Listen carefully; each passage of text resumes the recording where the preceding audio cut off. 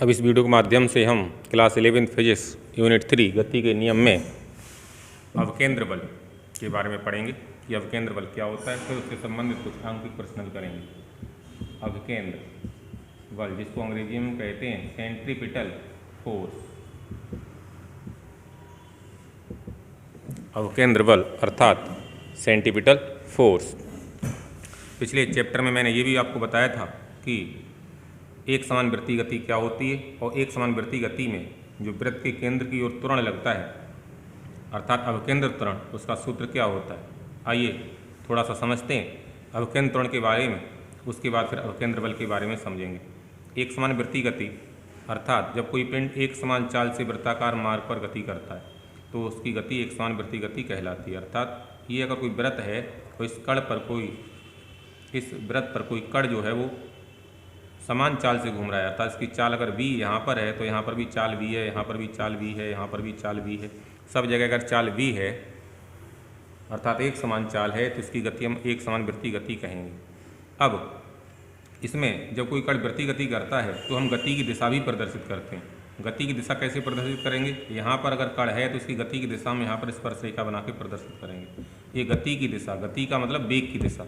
यहाँ पर कण है तो यहाँ स्पर्शरेखा बना देंगे, यहाँ कण है तो यहाँ स्पर्शरेखा बना देंगे, यहाँ कण है तो यहाँ स्पर्शरेखा बना देंगे। जहाँ पर भी हमें गति अर्थात वेग की दिशा दिखानी है वहाँ पर हम स्पर्शरेखा बना देंगे। तो जो वेग होता है, वेग का मतलब गति, वो चाल और दिशा दो चीज़ों से मिलकर बनी होगी, क्योंकि वेग सदिश राशि है और चाल अदिश राशि है। तो चाल में अगर दिशा और बढ़ा दें तो हमारा सदिश राशि बन जाएगी अर्थात वेग प्राप्त हो जाएगा। तो एक समान वृत्तीय गति में चाल तो एक समान है लेकिन दिशा जो है वो हर एक जगह आप देखिए अलग अलग है। जैसे यहाँ पर दिशा ये है, यहाँ पर दिशा ये है, यहाँ पर दिशा ये है, यहाँ पर दिशा ये है, हर एक जगह दिशा अलग अलग है। जब दिशा अलग अलग होगी तो वेग का मान अलग अलग होगा। यहाँ पर पहली दिशा का मान रखेंगे तो वेग कुछ और आएगा, दूसरी दिशा तो वेग कुछ और आएगा। दिशा अलग अलग होने से वेग का मान लगातार क्या होगा, बदलता रहेगा। दिशा बदलने पर ये दिशा यहाँ पर क्या हो रही है, बदल रही है, और दिशा बदलने से ये तो चेंज नहीं हो रहा है, नो चेंज, इसमें चाल में कोई चेंज नहीं हो रहा है। दिशा बदल रही है तो यहाँ पर हमारा वेग क्या हो रहा होगा, बदल रहा होगा। जैसे उदाहरण के लिए हम कहें y बराबर 3 + x, ऐसे समीकरण दिए। अब x का मान अगर हम यहाँ पर बदलते हैं तो y का मान बदलेगा। 3 तो फिक्स है, जैसे x का मान 1 लगाया तो यहाँ y का मान 4 आया, x का मान 2 लगाया तो y का मान कितना आया, 5, क्योंकि x का मान बदल रहा है इसलिए यहाँ पर y का मान बदलता जा रहा है। इसी प्रकार से यहाँ पर दिशा का मान बदल रहा है तो वेग का मान लगातार बदलता रहेगा। और जब कभी वेग बदलता है अर्थात वेग में परिवर्तन होता है तो वेग में परिवर्तन होने से क्या उत्पन्न होता है, त्वरण उत्पन्न होता है। वेग में परिवर्तन होने से त्वरण उत्पन्न होता है और त्वरण की दिशा जो होती है वो किधर की तरफ होती है, वृत्त के केंद्र की तरफ होती है। त्वरण की दिशा वृत्त के केंद्र की ओर होती है और इस त्वरण को हम क्या कहते हैं, अवकेंद्र त्वरण कहते हैं। एक समान वृत्तीय गति में जो त्वरण की दिशा निकल के आती है वृत्त के केंद्र की ओर आती है और इसी त्वरण को हम क्या कहते हैं, अवकेंद्र त्वरण कहते हैं। इसको हम ए से प्रदर्शित करते हैं। अगर पिंड की चाल या कण की चाल v है, त्रिज्या वृत्त की r है तो अवकेंद्र त्वरण का सूत्र a बराबर v²/r होता है। तो यहाँ पर अवकेंद्र त्वरण वृत्त के केंद्र की ओर है और जहाँ त्वरण होता है वहाँ पर बल लगता है, F बराबर m है, न्यूटन का दूसरा नियम। तो इसी बल को हम कहेंगे अवकेंद्र बल और इसकी दिशा भी क्या होगी, जो त्वरण की दिशा होगी अर्थात वृत्त के केंद्र की ओर। तो अवकेंद्र बल क्या होगा हमारा, अवकेंद्र बल न्यूटन के दूसरे नियम से वृत्त के केंद्र की ओर लगने वाला बल किस पर लग रहा है, पिंड पर लग रहा है। पिंड पर वृत्त के केंद्र की ओर जो बल लग रहा है उसको हम क्या बोलेंगे, अवकेंद्र बल बोलेंगे। और F बराबर m है, m a का मान कितना हो गया, v²/r। तो ये अवकेंद्र बल का हमारा सूत्र हो गया, F बराबर mv²/r। तो अवकेंद्र बल क्या होता है समझिए। अवकेंद्र बल जब कोई कण एक समान वृत्तीय गति करता है तो उस कण पर वृत्त के केंद्र की ओर एक बल लगता है जिसको हम अवकेंद्र बल कहते हैं। इसको F से प्रदर्शित करते हैं। मात्रक इसका न्यूटन ही रहेगा, विमा इसकी mlt-2 रहेगी। सूत्र केवल F बराबर ma और a का मान v²/r आएगा, तो F बराबर mv²/r। अब ये जो वेग v होता है इसको हम रैखिक वेग बोलते हैं। इसका कोणीय वेग से संबंध होता है v बराबर r ओमेगा। ओमेगा कोणीय वेग है और जरूरत पड़ेगी तो ओमेगा का मान आवृत्ति के पदों में 2πn और आवर्तकाल के पदों में 2π/t लगाएंगे। पिछले चैप्टर में ये सूत्र हम बता चुके हैं। तो b का मान अगर यहाँ लगा दें हम r ओमेगा तो m आर ओमेगा का स्क्वायर अपॉन आर, एफ बराबर हो गया M R omega square, M R omega, एक आर से आर कैंसिल हो जाएगा। तो ये अवकेंद्र बल का सूत्र था। अब ये अवकेंद्र बल कोई नया बल नहीं है, अवकेंद्र बल को उदाहरण समझेंगे। अवकेंद्र बल कोई नया बल नहीं है, बल्कि ये किसी बल के रूप में उपस्थित रहता है। ये स्वयं इसका कोई मतलब नहीं है, अर्थात इसका स्वयं कोई अस्तित्व नहीं है, ये किसी दूसरे बल के रूप में उपस्थित रहता है। जैसे अगर सड़क पर कोई गाड़ी चल रही है और सड़क पर गाड़ी चल रही है तो और मोड़ आ जाए सामने, ये मान लीजिए मोड़ आ गई, तो इसका कहीं ना कहीं पे केंद्र होगा, क्योंकि ये वृत्ताकार मोड़ है तो इसका कहीं ना कहीं केंद्र होगा। तो केंद्र की ओर जो बल लगेगा गाड़ी पर उसे हम क्या बोलेंगे, अवकेंद्र बल। ये अवकेंद्र बल कहाँ से मिलेगा, अवकेंद्र बल जो मिलेगा वो गाड़ी के जो टायर होंगे और सड़क, इसके बीच जो घर्षण बल होगा, कौन सा बल, घर्षण बल। फिर समझिए, गाड़ी के टायर और सड़क के बीच जो घर्षण बल होगा वही घर्षण बल जो है वो अवकेंद्र बल के रूप में उपस्थित होगा, अवकेंद्र बल प्रदान करेगा। तो पहला उदाहरण आपका हो गया, जब कोई गाड़ी समतल सड़क पर वृत्ताकार मार्ग में मुड़ती है तो आवश्यक अवकेंद्र बल गाड़ी के टायर और सड़क के बीच आवश्यक घर्षण बल से प्राप्त होता है। दूसरा उदाहरण, अगर नाविक के चारों इलेक्ट्रॉन घूमता है तो ये वृत्ताकार मार्ग में घूमेगा। वृत्ताकार गति तभी संभव है जब अवकेंद्र बल लगे, ठीक है, जहाँ भी वृत्ताकार गति होगी अवकेंद्र बल जरूर लगेगा। अगर अवकेंद्र बल नहीं लग रहा है तो वृत्ताकार गति संभव नहीं है। तो यहाँ पर जब इलेक्ट्रॉन नाविक के चारों ओर घूम रहा है, ये नाविक है, ये इलेक्ट्रॉन वृत्ताकार में घूम रहा है, तो केंद्र की तरफ एक बल लगेगा, अर्थात नाविक की ओर बल लगेगा, जिसको हम अवकेंद्र बल कहेंगे। अब ये अवकेंद्र बल कहाँ से मिलेगा, इलेक्ट्रॉन पर ऋणात्मक आवेश होता है, नाविक पर धनात्मक आवेश होता है, प्लस और माइनस के बीच जो आकर्षण बल लगता है, वैद्युत आकर्षण बल, वो वैद्युत आकर्षण बल जो होता है वही हमारा क्या बन जाता है, अवकेंद्र बल बन जाता है। तो यहाँ पर वैद्युत आकर्षण बल जो है वो अवकेंद्र बल बन गया। तीसरा उदाहरण, जो सूर्य होता है, इस सूर्य के चारों तरफ बहुत सारे ग्रह वृत्ताकार मार्ग में घूमते रहते हैं। ग्रह का कुछ द्रव्यमान होता है m1, सूर्य का द्रव्यमान m2, इनके बीच की दूरी अगर r है तो क्योंकि ग्रह जो है वृत्ताकार मार्ग में घूम रहा है तो ग्रह पर कौन सा बल लगेगा केंद्र की ओर, अवकेंद्र बल। अवकेंद्र बल कहाँ से प्राप्त होता है, ये जो ग्रह और सूर्य के बीच का जो गुरुत्वाकर्षण बल होता है Gm1 m2 upon r square, इस गुरुत्वाकर्षण बल से हमें अवकेंद्र बल प्राप्त होगा। चौथा उदाहरण एक और, अगर कोई डोरी है, उस डोरी में एक पत्थर बांध लिया जाए और इस पत्थर को हाथ से पकड़ करके कोई व्यक्ति क्षैतिज वृत्त में इस तरह से घुमाए, इस तरह से, तो जो डोरी में तनाव होगा वो तनाव ही हमारा अवकेंद्र बल कहलाएगा। तो आपने समझा कि अवकेंद्र बल किसी न किसी बल के रूप में उपस्थित होगा, जैसे घर्षण बल, वैद्युताकर्षण बल, गुरुत्वाकर्षण बल, तनाव, इस तरह के बलों के रूप में उपस्थित होगा।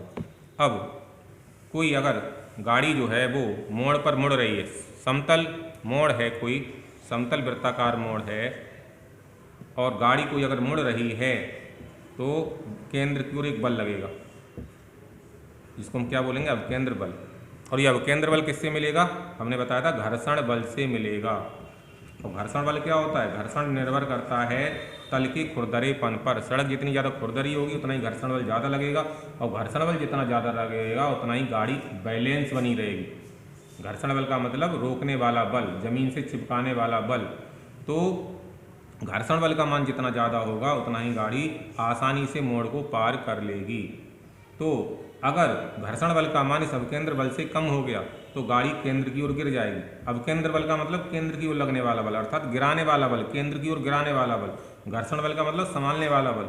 तो गाड़ी सुरक्षित कब चलेगी, जब संभालने वाला बल जो है वो गिराने वाले बल से क्या हो, ज़्यादा हो या ठीक बराबर हो। तो गाड़ी सुरक्षित कब रहेगी, गाड़ी सुरक्षित मोड़ को पार करेगी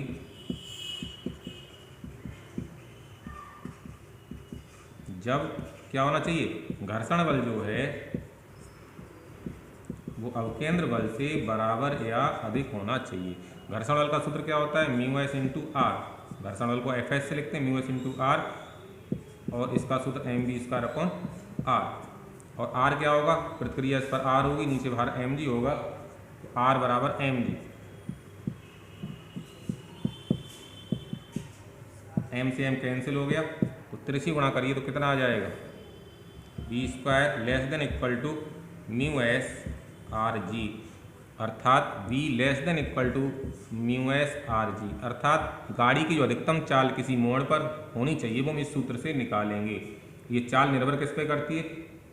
घर्षण गुणांक पर। सड़क और गाड़ी के टायर के जो घर्षण, उस पर जितना ज़्यादा घर्षण गुणांक होगा, अर्थात सड़क और टायर जितने ज़्यादा खुरदरे होंगे उतना ही घर्षण बल ज़्यादा होगा। आपने देखा हो गाड़ी के जो टायर होते हैं नीचे से क्या होते हैं? खुरदरे होते हैं, उनमें क्या होते हैं? चारों तरफ वृत्त बने होते हैं, गड्ढे से वृत्त बने होते हैं। चिकने टायर जब हो जाते हैं घिसते घिसते चिकने तो फिसलने लगते हैं, क्योंकि घर्षण गुणांक क्या हो जाता है? कम हो जाता है उनका।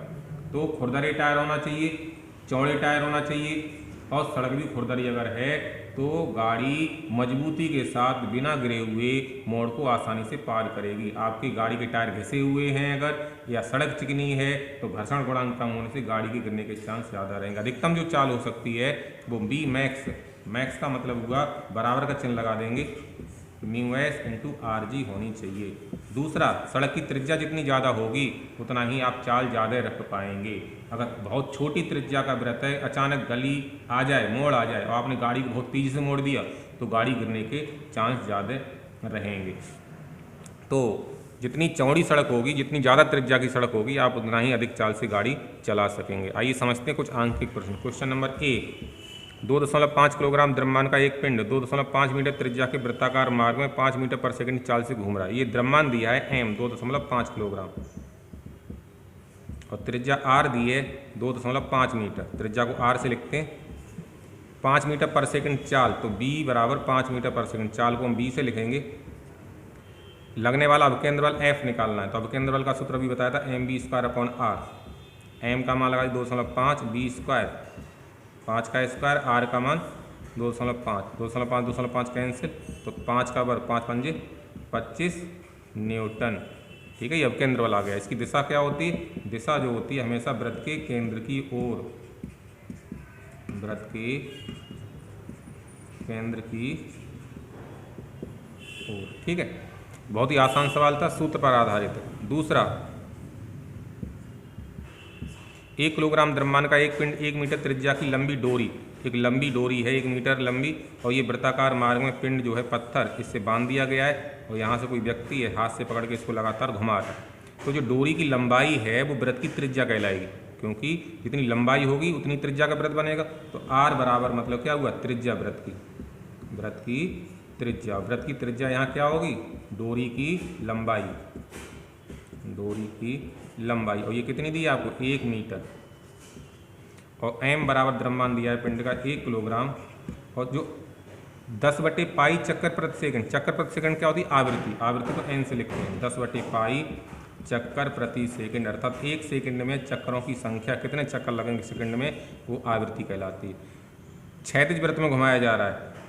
ठीक है, तो हमें इसमें निकालना क्या है? इसमें हमें निकालना है अभिकेंद्र बल का मान ज्ञात। डोरी में तनाव ज्ञात कीजिए। डोरी में तनाव निकालना है। क्या निकालना है? डोरी में तनाव। तनाव का मतलब डोरी में तनाव होगा वो किधर लगेगा? केंद्र की ओर। डोरी के यहाँ केंद्र से बंधी हुई है, तो डोरी में तनाव जो होता है, अभी मैंने बताया था, डोरी में तनाव क्या कहलाता है? अभिकेंद्र बल। तो डोरी में तनाव, डोरी में तनाव जो है वो क्या प्रदान करेगा? अभिकेंद्र बल। अभिकेंद्र बल का सूत्र क्या होता है? mv²/r। अब यहाँ b तो दिया नहीं, तो b बराबर हमें लगाना पड़ेगा, क्या सूत्र होता है? दूसरा सूत्र लगाइए, mr⍵² वाला। 2 सूत्र मैंने बताए थे, दूसरा अभिकेंद्र बल लगाइए आप mr⍵², और ओमेगा कितना लगा देंगे? 2πn। ओमेगा का सूत्र देखिए वीडियो में भी पीछे मैंने ओमेगा का सूत्र 2πn बताया। अब मान लगा दीजिए। m का मान कितना? 1, r का मान 1, 2 पाई ऐसा ही, n का मान 10/पाई का स्क्वायर। पाई से पाई कैंसिल, 10 दूनी 20, और 20 का वर्ग कितना आएगा? 400। और अभिकेंद्र बल, बल का मात्रा क्या होगा? न्यूटन। आंसर हो गया। इसके बाद क्वेश्चन संख्या 3, एक डोरी अधिक से अधिक 100 न्यूटन का तनाव बिना टूटे सहन कर सकती। बिल्कुल वैसा ही सवाल है, और ये क्षैतिज वृत्त में घुमाई जा रही है। 1 किलोग्राम का पत्थर को इसके एक सिरे से बांधकर किस अधिकतम चाल से क्षैतिज वृत्त में घुमाया सके ताकि रस्सी ना टूटे।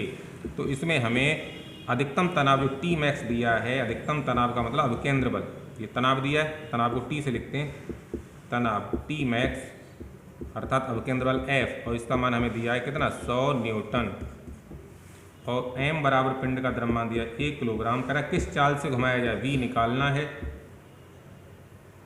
ठीक है। और r का मान कितना दिया है, कितनी अधिकतम चाल से घुमाया जा सके ताकि डोरी ना टूटे। तो इसमें 1 मीटर लंबी डोरी दी है, ठीक है। एक डोरी अधिक से अधिक 100 न्यूटन आप साइन कर सकते हैं, क्योंकि पत्थर को इसके एक सिरे से बांध। यहाँ डोरी की लंबाई जो प्रश्न में दी है वो 1 मीटर दी हुई है, तो त्रिज्या r बराबर हो गई यहाँ पर 1 मीटर। तो अवकेंद्र बल दिया हुआ है, तनाव का मतलब अवकेंद्र बल F बराबर mv² अपॉन क्या होता है, r होता है। F का मान 100, m का मान 1 इंटू v² निकालना है, r का मान 1, तो v² बराबर 100, तो b बराबर √100, 100 का वर्गमूल 10 मीटर पर सेकंड। तो ये चाल का मान कितना आ गया हमारा 10 मीटर पर सेकंड चाल से उसे घुमाया जा सकता है। इसके बाद अगला प्रश्न एक और दिया हुआ है, एक कार एक समतल सड़क पर 20 मीटर पर सेकंड की चाल से मुड़ रही है, b बराबर दिया हमें 20 मीटर पर सेकंड। यदि टायर और सड़क के बीच घर्षण गुणांक मतलब μs बराबर दिया है, मान लीजिए 0.5 या म्यू से लिख सकते हैं घर्षण गुणांक के लिए, गति घर्षण गुणांक होगा, यहाँ पर गति हो रही है तो म्यू से सिंपल लिख लीजिए। तो कार के पथ की त्रिज्या r निकालना है। तो गाड़ी जो है मोड़ को कब पार करेगी, जब घर्षण बल का मान अवकेंद्र बल के बराबर या उससे अधिक होगा। तो गाड़ी मोड़ को पार कर रही है, तो अतः जो घर्षण बल होगा वो बड़ा होगा या बराबर, ठीक है। तो यहाँ बराबर ले लीजिए, बराबर कितना अवकेंद्र बल, और अवकेंद्र बल किससे प्राप्त होता है, घर्षण बल से ही प्राप्त होता है। तो घर्षण बल और अवकेंद्र जब बराबर होंगे या घर्षण बल ज़्यादा होगा तो गाड़ी जो है मोड़ को पार कर लेगी। घर्षण बल का सूत्र क्या होता है, μr या μs इंटू r बराबर mv² अपॉन r। r का मान क्या होता है mg, mv² upon r, m से m कैंसिल, म्यू का मान 0.5, g का मान 10, v² बटे r का मान, b का मान आपको दिया हुआ है, b का मान 20 का स्क्वायर और r का मान निकालना है। तो ये r बराबर कितना आ गया आपका 400 बटे 10 पंजे 50 5, ठीक है। कितना आया ये 400 बटे 5, कितना 80 मीटर। कितना आ गया ये 80 मीटर है। तो यहाँ पर ये वृत्ताकार मार्ग की त्रिज्या निकल के आई। इन प्रश्नों को आप लोग सॉल्व करेंगे और कॉपी पर हल करके चेक करवाएंगे।